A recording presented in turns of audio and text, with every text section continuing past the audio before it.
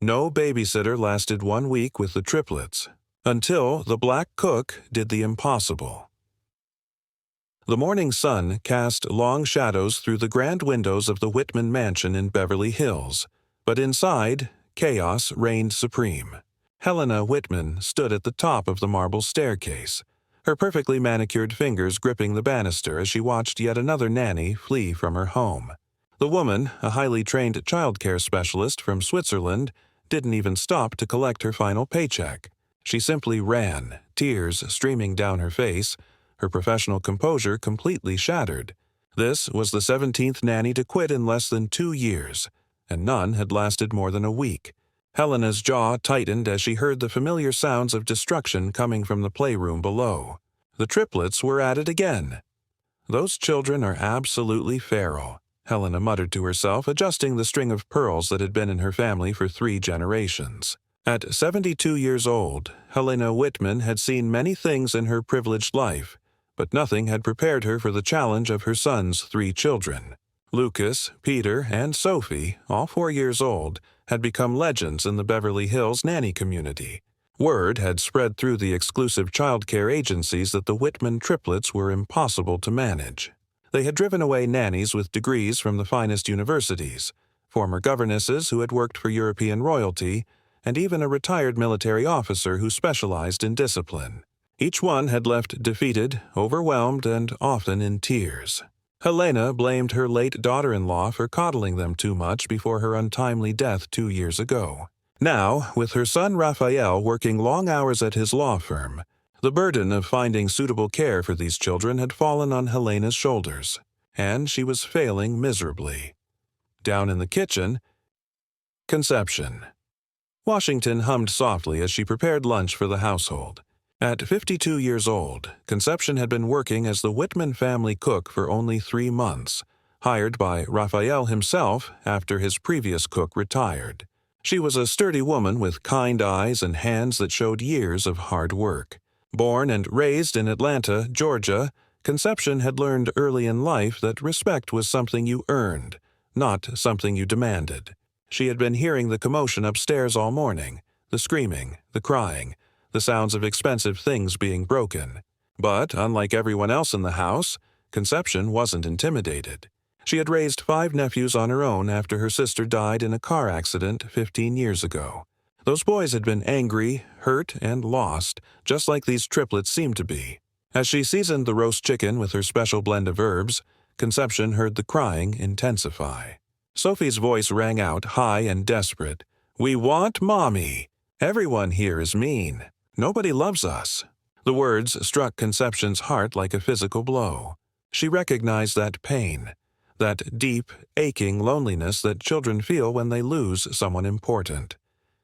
Helena descended the stairs with the grace of someone who had attended finishing school, but her face was tight with frustration. She found her son, Raphael, in his study, trying to conduct a video conference while the sounds of destruction echoed through the house. "This cannot continue," Helena announced, not caring that she was interrupting his meeting. Raphael excused himself from the call and turned to face his mother. His eyes were rimmed with exhaustion, and his usually impeccable appearance was disheveled. "Mother, I'm doing everything I can. Maybe if you weren't so harsh with them." Helena's eyes flashed with indignation. "Harsh? I'm trying to instill proper behavior in those children. They need structure, discipline, and respect for authority. Not this chaos they create every single day." Raphael ran his hands through his hair, a gesture that reminded Helena painfully of when he was a little boy, confused and overwhelmed. "They're just missing their mother," he said quietly. "It's been 2 years, Raphael. They need to move forward, and so do you." Helena's voice softened slightly, but her resolve remained firm. "I'll call the agency again. There must be someone who can handle them." The afternoon sun was beginning to slant through the windows when Conception heard the triplets' tantrum reach its peak. She could hear furniture being overturned, picture frames crashing to the floor, and Raphael's desperate attempts to calm his children. Without hesitation, she turned off the stove, wiped her hands on her apron, and walked purposefully toward the living room. The scene that greeted her was one of complete devastation. Sophie was throwing cushions across the room, her face red and streaked with tears. Peter had somehow climbed up the expensive silk curtains and was refusing to come down, his small hands gripping the fabric so tightly his knuckles were white. Lucas, the most sensitive of the three, sat in the corner clutching a teddy bear that had seen better days, sobbing as if his heart would break. Raphael stood in the middle of it all, looking completely lost. "Please, children, please just calm down," he pleaded, but his words had no effect. Helena stood in the doorway, her face a mask of disapproval and disgust. Conception stepped into the room with a presence that immediately changed the atmosphere. She didn't shout, didn't threaten, didn't plead. Instead, she simply stood there for a moment, taking in the scene with calm, understanding eyes. Then she spoke, her voice carrying a natural authority mixed with genuine warmth that none of the previous nannies had possessed. "My goodness," she said, her southern accent adding a musical quality to her words. "You three are making such a ruckus that even the birds outside have stopped singing. They're probably wondering what all the fuss is about." 3 pairs of bright blue eyes turned to her immediately. Peter, still clinging to the curtain, stopped his angry shouting. Sophie lowered the pillow she was about to throw. Lucas's sobs quieted to sniffles. "Who are you?" Peter demanded, though his voice had lost its edge of defiance. Conception smiled, a real smile that reached her eyes. "I'm the person who makes all that food you love to eat. The mac and cheese you had yesterday, that was me. The chocolate chip cookies you snuck from the kitchen last night when you thought nobody was watching, I made those too." A guilty look crossed Peter's face, but Conception just winked at him. "You know what?" Conception continued, moving slowly into the room, careful not to make any sudden movements that might restart the chaos. "I could really use some help in the kitchen right now. I'm making something special for dinner, but it's too much work for just one person. I need 3 very special helpers, but they have to be helpers who know how to be careful and listen to instructions. Do you think you 3 might know anyone like that?" Sophie looked at her brothers, then back at Conception. "We could help," she said tentatively, "but grown-ups always say we're too little or too messy." Conception crouched down to Sophie's level, her joints protesting slightly but her smile never wavering. "Well, I think 4 years old is the perfect age to start learning important things. My grandmother taught me to cook when I was just about your age. She used to say that the kitchen was where all the magic happened." Peter, curiosity overcoming his anger, began to climb down from the curtain. "Magic? Like real magic?" Conception nodded solemnly. "The very best kind. The magic of turning simple ingredients into something that makes people happy. The magic of working together to create something wonderful." Helena watched from the doorway, her mouth slightly open in shock. These 3 children, who moments ago had been completely out of control, were now following this cook, this servant, toward the kitchen like obedient puppies. It was incomprehensible. She had hired specialists, people with advanced degrees in child psychology, and none of them had achieved what this woman had done in less than 5 minutes. Raphael looked equally stunned, but there was also relief in his eyes. How did she do that? He whispered more to himself than to his mother. Helena's shock quickly transformed into something else, something harder and more bitter. This was wrong. Completely wrong. The children of the Whitman family should not be taking direction from the help. They should be learning proper comportment from qualified professionals, not from a cook with no formal training in childcare. What would people say if they knew the Whitman triplets were being managed by kitchen staff? The social implications were unthinkable. In the kitchen, a transformation was taking place. Conception had given each child a task perfectly suited to their abilities and temperament. Lucas, the gentle one, was carefully washing vegetables in a basin of cool water, fascinated by the different textures and colors. Peter, who always needed to be active, was kneading dough with his small hands, putting all his excess energy into the task. Sophie, precise and detail-oriented even at 4, was measuring ingredients with colorful measuring cups, proud of her ability to follow the recipe exactly. "You know what I love about cooking?" Conception said as she guided Sophie's hand to level off a cup of flour. "It's like a science experiment you can eat. You mix things together in just the right way, add a little heat, and something completely new and wonderful appears." Peter looked up from his dough, flour dusting his nose. Our last nanny said we weren't allowed in the kitchen. She said it was dangerous and we'd make a mess. Conception chuckled softly. Well, messes can be cleaned up, can't they? And as for dangerous, everything in life has some danger. The trick is learning how to be careful and respectful of the things that could hurt us. That's how we grow up strong and smart. Lucas, who had been quiet until now, suddenly spoke up. Aunt Conception. He had started calling her that spontaneously, and she hadn't corrected him. Why don't you yell at us like everyone else? The question hung in the air for a moment, heavy with the weight of a small child's confusion and hurt.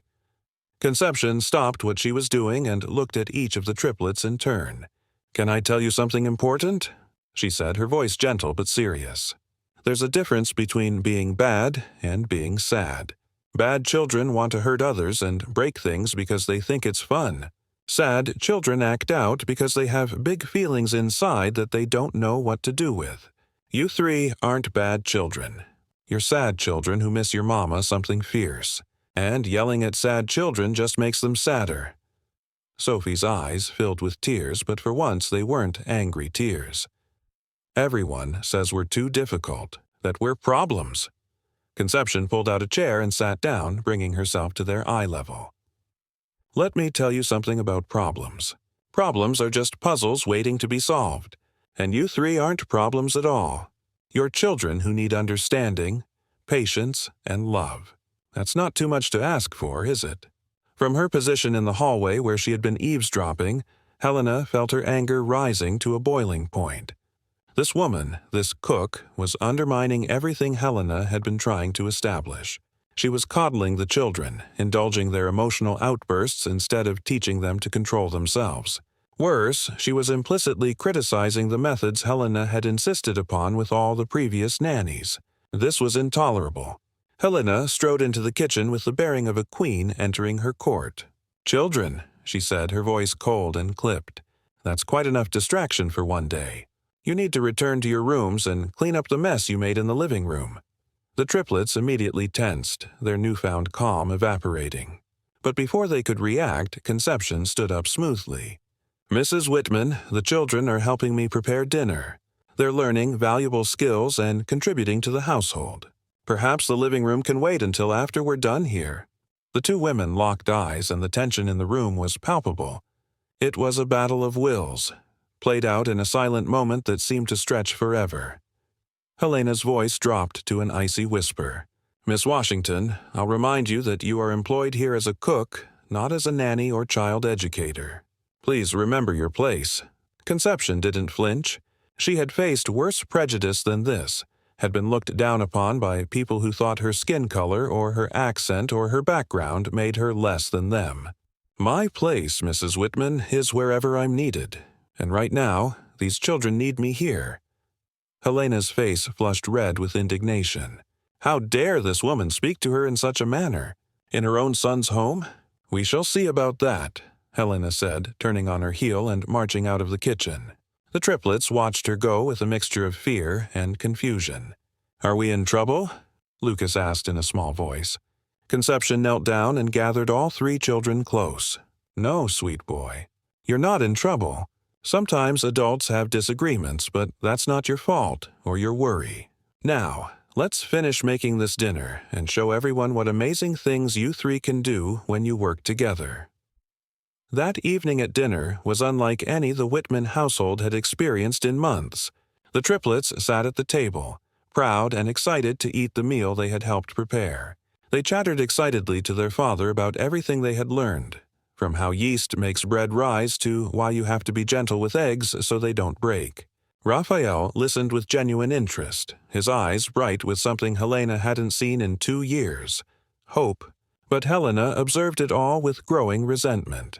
These were not the quiet, well-mannered children she had envisioned. They were animated, asking questions, sometimes talking with their mouths full in their excitement. They were acting like children, common children, not the refined young people they should be grooming to become. After the children went to bed, tucked in by Conception, who told them a story about a magical garden where vegetables came alive at night, Helena confronted her son in his study. This is unacceptable, Raphael. That woman is overstepping every boundary. She's turning your children into—" She paused, searching for the right word. "Into something beneath their station." Raphael looked up from his laptop, exhaustion evident in every line of his face. "Mother, this is the first evening in 2 years where my children have been happy, genuinely happy. Not forced into submission, not terrified into compliance, but actually happy." Helena's voice rose.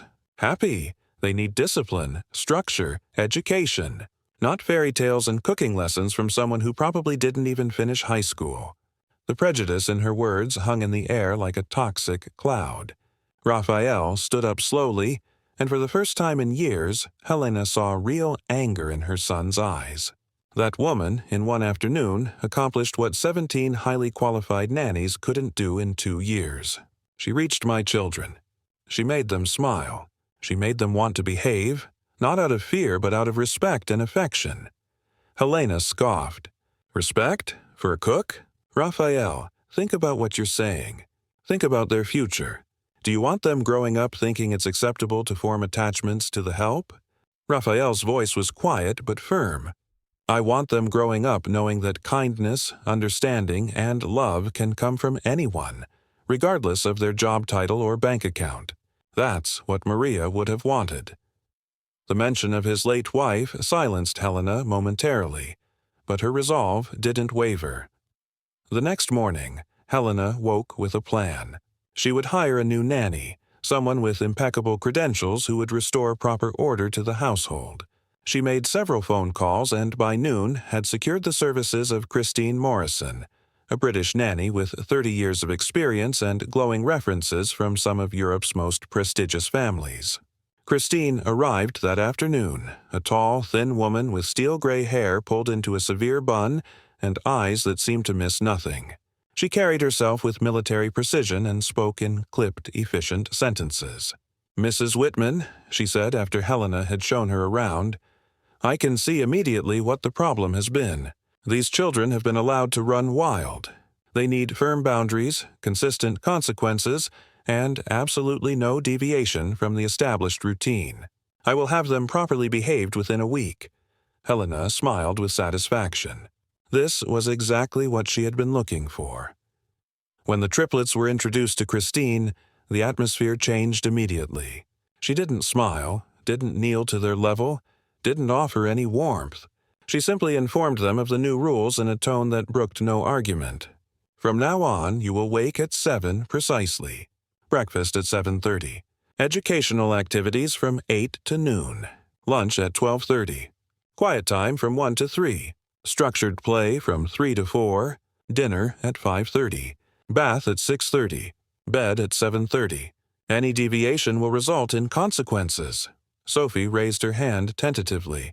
"What about Aunt Conception? When do we cook with her?" Christine's lip curled slightly. "You will not be spending time in the kitchen. That is not an appropriate place for children of your standing. The cook will prepare your meals and you will eat them. That is the extent of your interaction." Peter's face flushed red. "But we like helping Aunt Conception. She teaches us things." Christine's voice became even colder. "What you like is irrelevant. What matters is what is proper and necessary for your education and development." From the kitchen, Conception heard every word. Her hands clenched around the dish towel she was holding, but she forced herself to remain calm. She had seen this before, too many times. Well-meaning but misguided people who thought that crushing a child's spirit was the same as teaching them discipline. People who believed that joy and learning couldn't coexist, that love and respect were somehow mutually exclusive. She thought of her nephews, how broken they had been when they came to live with her, how the system had tried to force them into boxes that didn't fit. She had fought for them then, and looking at these 3 scared, confused children, she knew she would fight for them now. But this time, she would be smarter about it. Helena Whitman had power, money, and social standing. Conception had something else, the trust of 3 little hearts that needed her. The first day under Christine's regime was a disaster disguised as success. The triplets sat at their little desks in the playroom, coloring within the lines of pre-drawn pictures, not allowed to talk or move without permission. They ate their lunch in silence, Christine correcting their posture and table manners with sharp words and disapproving looks. During structured play, they were allowed to play only with educational toys, building blocks that had to be sorted by size and color, puzzles that had only one correct solution. By the time Raphael came home from work, the house was quiet. Too quiet. He found his children sitting on the sofa in the living room, their hands folded in their laps, their faces blank. "How was your day?" he asked, his heart sinking at their lifeless expressions. "Educational," Peter replied in a monotone voice. "Structured," Sophie added, sounding like a robot. "Quiet," Lucas whispered, and there was something in his eyes that looked broken. Raphael looked at Christine, who stood nearby with a satisfied expression. "They've been perfectly behaved all day," she announced. "No tantrums, no misbehavior, complete compliance." But Raphael wasn't listening to her words. He was watching his children, seeing how they flinched when Christine moved, how they kept glancing toward the kitchen where they could hear conception working, how their little bodies were tense with the effort of being perfect. This wasn't discipline. This was fear. This wasn't education. This was suppression. His children weren't learning to be better. They were learning to be invisible.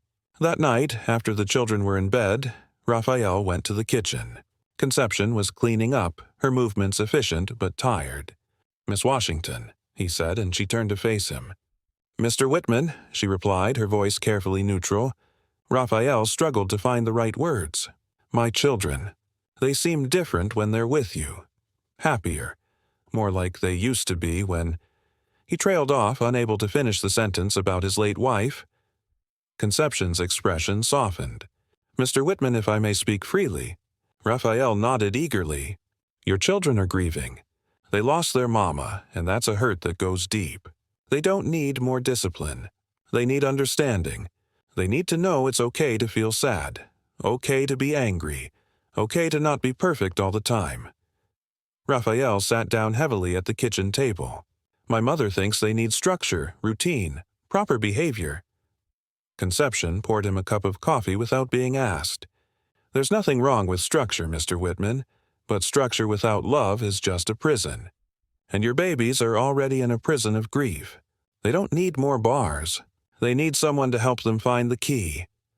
Raphael looked at her, really looked at her for the first time. This woman, who his mother dismissed as just a cook, understood his children better than any expert they had hired. The second day under Christine's rule was worse than the first. Lucas wet his bed for the first time in a year, terrified to get up during the night to use the bathroom because Christine had said they must stay in bed until 7 precisely. Peter refused to eat breakfast, and when Christine tried to force him, he vomited on the pristine dining room table.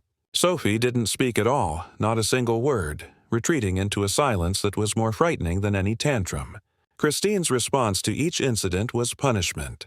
Timeouts, lost privileges, sharp words that cut deeper than any physical blow. From the kitchen, Conception heard Lucas crying softly in his timeout corner, heard Peter's stomach growling because he'd been sent to bed without lunch, heard the deafening silence from Sophie, who had always been the most talkative of the three. By afternoon, she couldn't stand it anymore.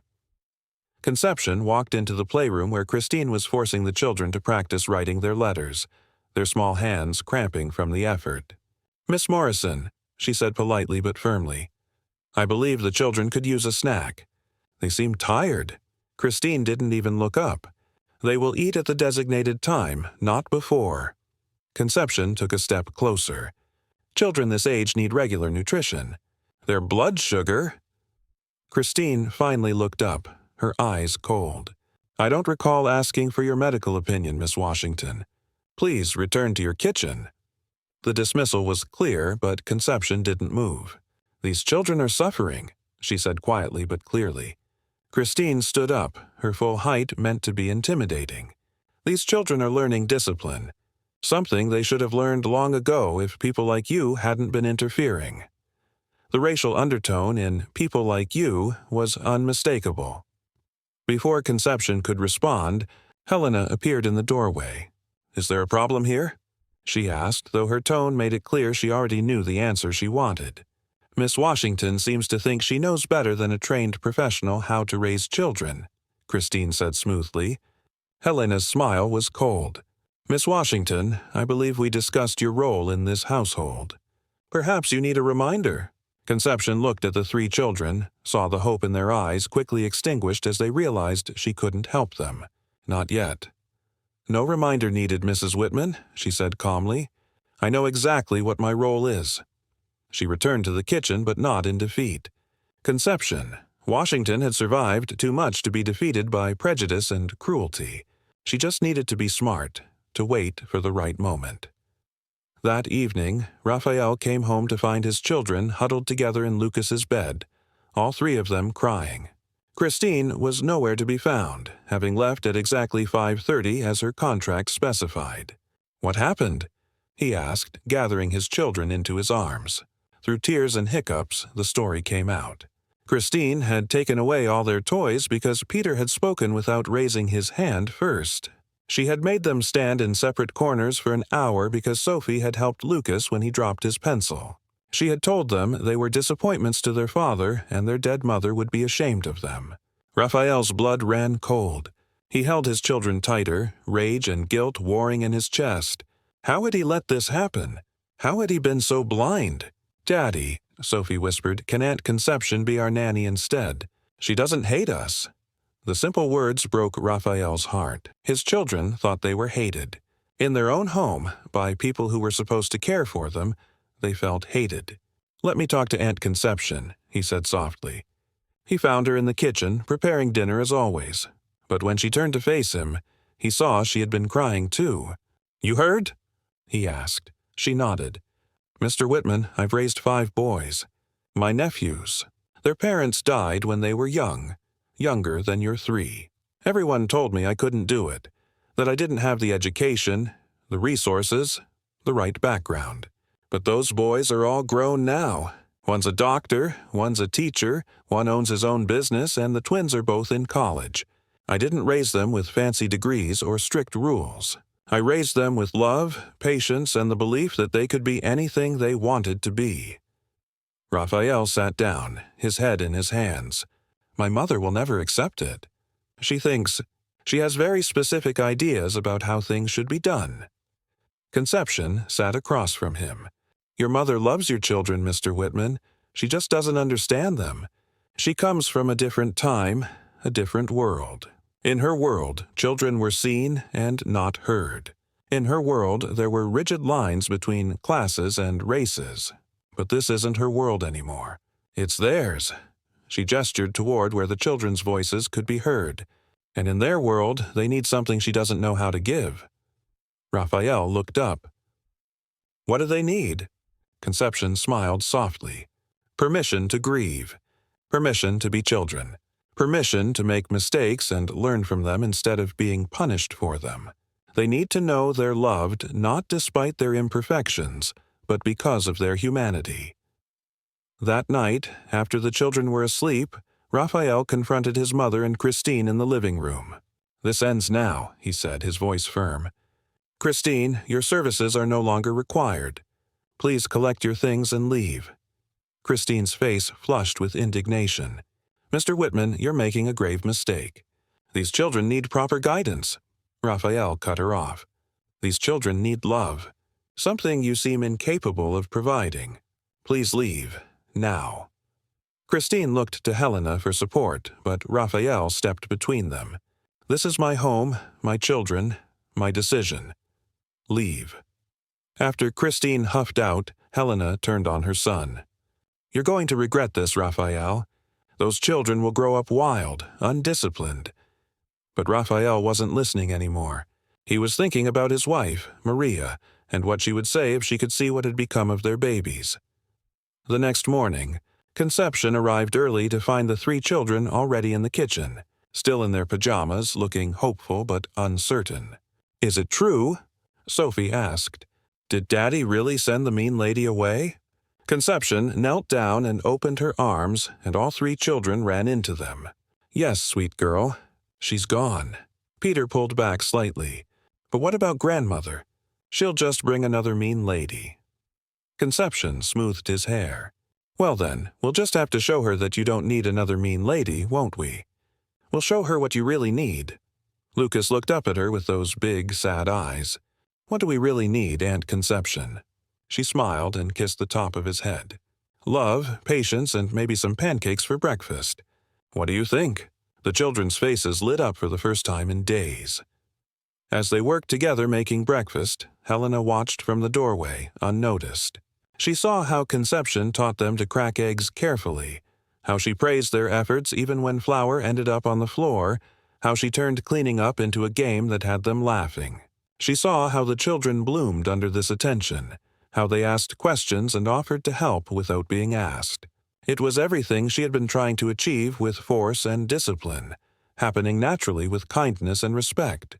For the first time, Helena began to wonder if perhaps she had been wrong, but admitting that would mean admitting that everything she had believed about class, race, and proper child-rearing was wrong, and Helena Whitman was not ready for that.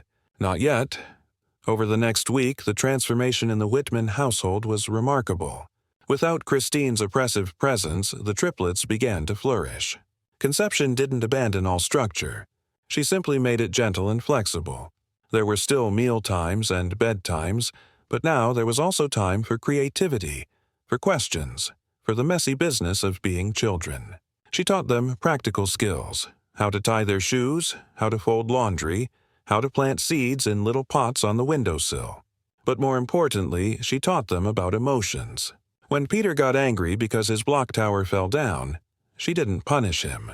She sat with him and said, "It's frustrating when things don't go the way we planned, isn't it? Let's take some deep breaths and try again." When Sophie cried because she missed her mother, Conception held her and said, "It's okay to be sad. Missing someone means you loved them very much, and that's a beautiful thing." When Lucas was too scared to sleep alone, she didn't force him. She sat by his bed and told him stories about brave little boys until he drifted off. Helena observed all of this with growing confusion and, though she would never admit it, envy. These children gave Conception the affection and obedience they had never given to anyone else, including her. They called her Aunt Conception, with such love in their voices. They ran to her when they were hurt or scared. They brought her their drawings and their treasures, seeking her approval and delight. It stung Helena's pride to see her grandchildren prefer a servant's company to hers. But what stung more was the gradual realization that Conception was succeeding, not despite her lack of formal qualifications, but perhaps because of her different approach. One afternoon, Helena overheard a conversation that changed everything. The children were in the garden with Conception, planting flowers. "Aunt Conception," Sophie asked, "why doesn't grandmother like you?" Helena froze behind the garden door, listening. Conception was quiet for a moment, choosing her words carefully. "Your grandmother loves you very much, Sophie. Sometimes when people love us, they want to protect us so much that they forget we need room to grow. But she's mean to you," Peter said bluntly. "She looks at you like you're doing something wrong all the time." Conception smiled sadly. "Your grandmother comes from a different time, when people believed that there was only one right way to do things. She's not mean, she's just stuck in old ideas." Lucas, always the most intuitive, asked, "Old ideas about what?" Conception sighed. "About who deserves respect. About who can teach and who can learn. About what makes someone valuable." She paused, then continued. "But you three are teaching her new ideas whether she knows it or not. Every time you show kindness to someone she doesn't expect you to be kind to, every time you learn from someone she doesn't expect you to learn from, you're showing her that the world is bigger and more beautiful than she thought." Helena felt tears prick her eyes.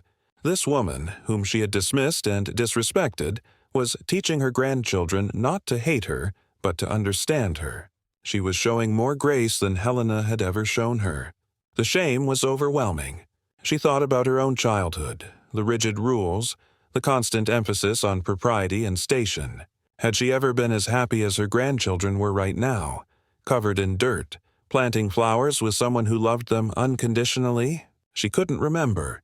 That night, Helena did something she hadn't done in years. She reflected honestly on her behavior.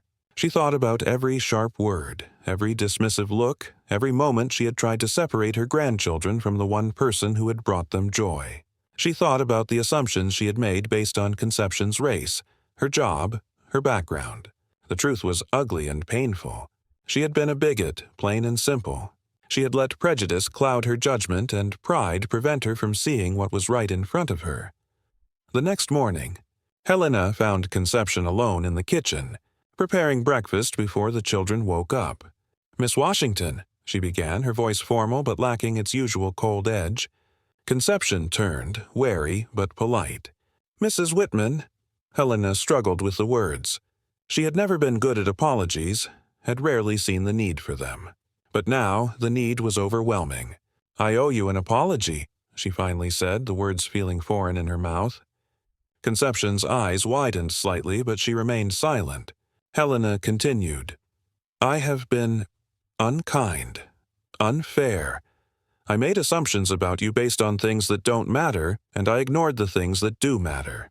You love my grandchildren, and more importantly, you understand them in a way I never have." Conception set down the spatula she was holding. "Mrs. Whitman, I appreciate that, but I need you to understand something. This isn't just about being unkind. You tried to keep me from helping those children because of the color of my skin and the job I do. That's not just unkind, it's wrong." Helena flinched but didn't deny it. "You're right. I was raised to believe certain things, to see the world in a certain way. But that's an explanation, not an excuse." She took a deep breath. "I've watched you with them this past week. You've given them something I couldn't, something all those expensive nannies couldn't. You've given them permission to be themselves." Conception's expression softened slightly. "Mrs. Whitman, those children don't need permission to be themselves. They need love while they figure out who they are. That's all any child needs." Helena nodded, tears she didn't expect filling her eyes. Their mother understood that. "Maria always said I was too rigid, too concerned with appearances. I thought she was too soft, that she would spoil them. But now I see she was trying to love them the way you do, unconditionally." For the first time, Conception smiled at Helena. "It's not too late, you know. Those children have enough love for everyone. You don't have to compete for it."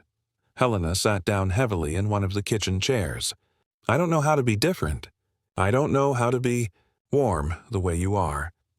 Conception poured 2 cups of coffee and sat down across from her. "You start small. You sit on the floor with them, even if it's undignified. You let them make messes, even if it offends your sense of order. You listen to their stories, even if they don't make sense. You let them teach you things, even if you think you already know everything." Over the following weeks, Helena tried. It was awkward at first. The children were suspicious when she sat down to color with them, confused when she didn't criticize Peter for coloring outside the lines. They were shocked when she let Sophie put flowers in her perfectly styled hair, stunned when she didn't scold Lucas for spilling juice on her expensive dress. But slowly, tentatively, they began to trust her. The breakthrough came on a rainy Thursday afternoon. The children were restless, unable to play outside, and Helena found them in the living room with Conception, who was teaching them to make paper airplanes. The old Helena would have worried about the mess, the potential damage to furniture, the impropriety of such an activity. But the new Helena, the one trying to learn, sat down on the floor and said, "Could you teach me too? I've never made a paper airplane before."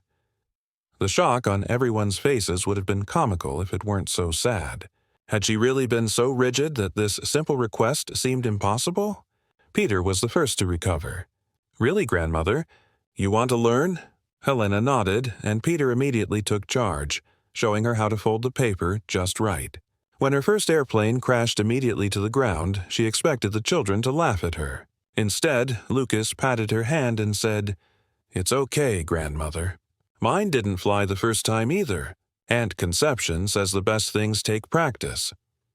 As they spent the afternoon flying paper airplanes through the house, something shifted. The children began to see Helena not as the scary grandmother who only cared about rules, but as a person who could learn and play and make mistakes just like them. And Helena began to see the children not as wild creatures who needed to be tamed, but as small humans full of creativity, kindness, and wisdom beyond their years. That evening, Raphael came home to find his mother sitting on the living room floor, surrounded by paper airplanes, with Sophie braiding her hair while Peter and Lucas showed her their collection of interesting rocks they'd found in the garden.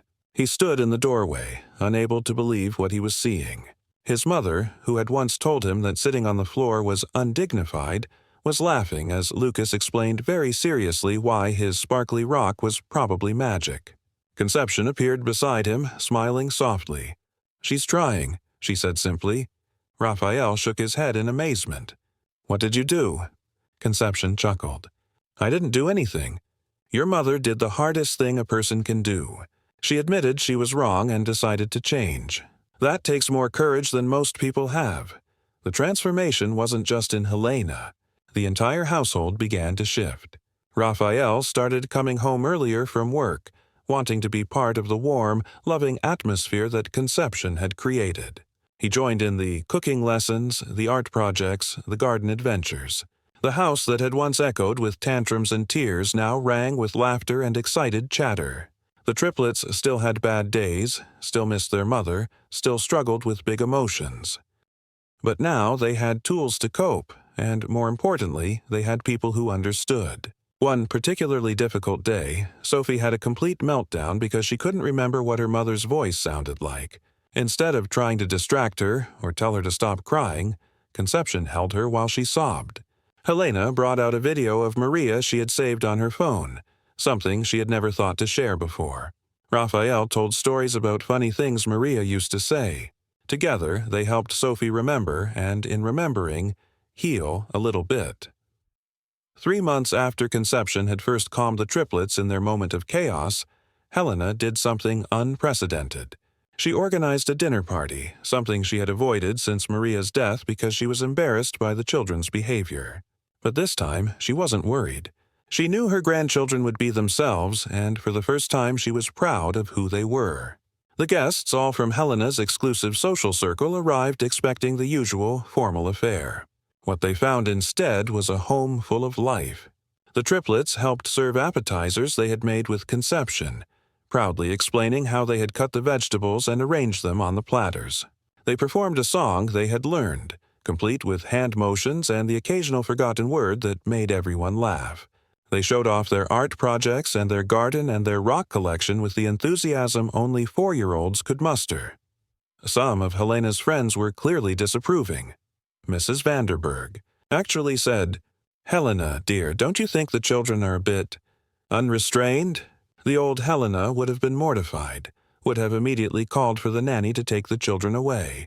But the new Helena, the one who had learned to make paper airplanes and sit in the dirt, simply smiled and said, "I think they're perfect exactly as they are." Later, as the guests were leaving, Judge Harrison pulled Helena aside. "I must say, Helena, those are remarkably well-adjusted children considering what they've been through. You must have found an excellent nanny." Helena glanced at Conception, who was helping the triplets clean up, all of them singing a silly song about putting toys away. "I found something better than a nanny," Helena said. "I found someone who loves them." The judge raised an eyebrow. "Your cook." "Really, Helena?" Helena's chin lifted, but not in the old snobbish way. This was pride of a different sort. "Conception Washington is the best thing that ever happened to this family. She saved my grandchildren, and if I'm honest, she saved me too." The judge looked skeptical, but Helena didn't care. She had spent too many years caring about what people like Judge Harrison thought. Now she cared about what actually mattered. That night, after the children were in bed, Helena found Conception in the kitchen, washing the last of the dishes from the party. "Let me help," Helena said, picking up a dish towel.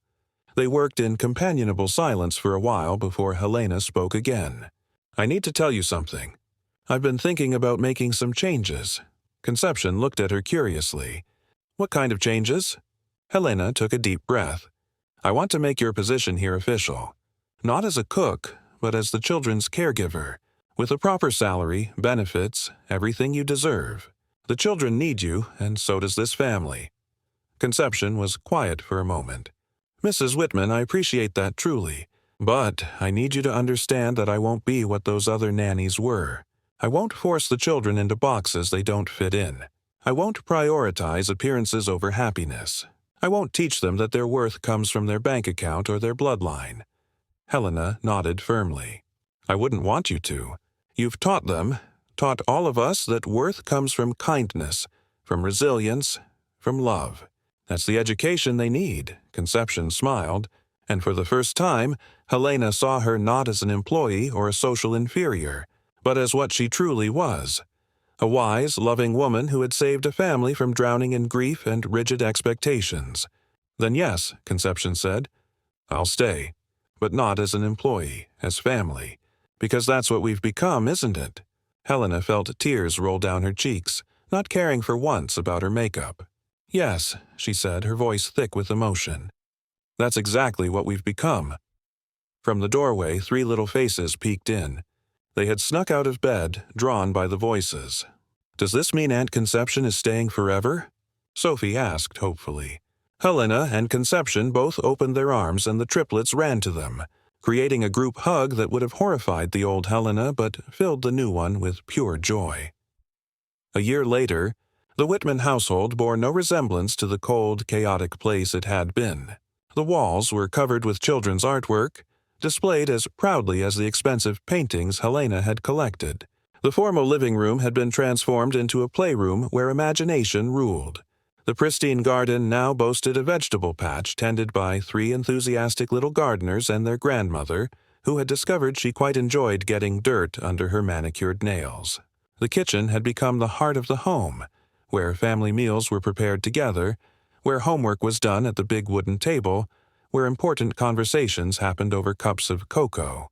Conception had officially moved into the guest suite, though she spent most of her time with the family, having become as essential to them as breathing. The triplets had flourished beyond anyone's expectations. Lucas had discovered a love for music and was learning piano, filling the house with sometimes discordant but always enthusiastic melodies. Peter had become fascinated with building and engineering, constructing elaborate structures with blocks, Legos, and anything else he could find. Sophie had revealed herself to be a natural storyteller, creating elaborate tales that she acted out with her brothers, often roping the adults into playing various roles. They still missed their mother, still had moments of sadness and anger. But now they had the tools to process those feelings and a support system that caught them when they fell. They knew they were loved not despite their imperfections, but because of their complete, complex, beautiful selves. Helena had perhaps changed the most of all. Her friends barely recognized her as the same woman who had once fired a maid for allowing her grandson to eat a cookie before dinner. She had become an advocate for early childhood education reform, using her considerable wealth and influence to promote programs that emphasized emotional intelligence over rigid discipline. She had also, to everyone's surprise, begun volunteering at a community center in a less affluent part of the city, teaching cooking classes to single mothers. When asked why, she simply said, "A wise woman once taught me that the best lessons come from the people we least expect to be our teachers." Raphael had found peace for the first time since Maria's death, watching his children heal and grow, seeing his mother transform from a rigid matriarch into a loving grandmother, and having Conception's steady presence to rely on had allowed him to finally process his own grief. He had started dating again, with the enthusiastic approval of his children, who vetted every potential girlfriend with questions like, "Do you know how to make paper airplanes?" and "Are you okay with getting messy?" He had also reduced his hours at the law firm, realizing that no amount of professional success could replace the moments he might miss with his children. He became a regular fixture at bedtime stories, Saturday morning pancakes, and afternoon adventures in the park. One evening, as the family sat together in the garden watching the sunset, Lucas asked a question that had been on his mind. "Aunt Conception, why did you stay with us even when Grandmother was mean to you at first?" Conception looked at Helena, who nodded, giving her permission to be honest. "Well, sweet boy, sometimes people are mean because they're scared. Your grandmother was scared that if things changed, she might lose you. She didn't realize that love multiplies when you share it. It doesn't divide," Sophie added thoughtfully, Like when we share our cookies and everyone gets some, and it tastes better because we're all eating together? Conception laughed. Exactly like that, wise girl. Peter, always practical, said, "But grandmother isn't scared anymore, right?" Helena pulled him close. "No, my dear. Aunt Conception taught me not to be scared. She taught me that there's nothing to fear from love, no matter where it comes from or what it looks like." As the stars began to appear in the California sky, the family sat in comfortable silence, each lost in their own thoughts but united in their contentment. The journey from chaos to harmony hadn't been easy or quick. It had required Helena to confront her deepest prejudices, Raphael to prioritize presence over profession, and the children to trust again after loss. But most of all, it had required Conception to stand firm in her knowledge that love, patience, and understanding could overcome any obstacle. The title that had seemed like a simple statement of fact, "No Babysitter Lasted 1 Week with the Triplets, Until the Black Cook Did the Impossible," had become a testament to something much deeper. It wasn't just about managing difficult children or finding the right childcare solution. It was about how prejudice blinds us to wisdom, how grief can manifest as chaos, and how the most unexpected people can become our salvation if we're brave enough to let them. Conception had indeed done the impossible, but not in the way anyone expected. She hadn't simply made 3 unruly children behave. She had transformed an entire family's understanding of what it meant to love and be loved, to teach and be taught, to value and be valued. As they finally headed inside for dinner, Sophie tugged on Conception's hand. "Aunt Conception, will you tell us the story about the magic garden again tonight?" Conception smiled down at her. "How about we make up a new story together? One about 3 brave children who taught their family how to love again." Sophie's face lit up. "And about the magical cook who showed them how," Helena interjected with a smile. "And the grandmother who learned that the best magic is the kind that comes from the heart?" Lucas and Peter chimed in with their own additions, and as they walked into their home, their voices blended together, in the kind of harmony that can only come from true, understanding, and unconditional love. The Whitman family had learned that sometimes the most impossible things, overcoming prejudice, healing from grief, learning to love again, become possible when we open our hearts to unexpected teachers. And Conception Washington, the cook who had been dismissed and diminished, had become the greatest teacher of all. Not because of degrees or certifications or social standing, but because she possessed the most important qualification of all, the ability to see past behavior to pain, past chaos to need, past prejudice to shared humanity. In doing the impossible, she had shown them all that, with love, patience, and understanding, nothing is truly impossible at all. Years later, when the triplets were teenagers, they would look back on this period as the time when their real childhood began. Not the childhood of rigid rules and punishing discipline, but the childhood of discovery, growth, and unconditional love. They would remember Aunt Conception not just as the woman who had cared for them, but as the person who had saved their family. And Helena, in her twilight years, would often say that hiring Conception as a cook was the best mistake she ever made, because it brought into their lives the person they didn't know they needed but couldn't imagine living without. The story of how no babysitter lasted a week with the triplets until the black cook did the impossible became a family legend. Told and retold at gatherings, each telling adding new details but always maintaining the central truth, that love has no color, no class, no prerequisites except an open heart and willing hands. And that sometimes the people we dismiss are the very ones who hold the keys to our salvation.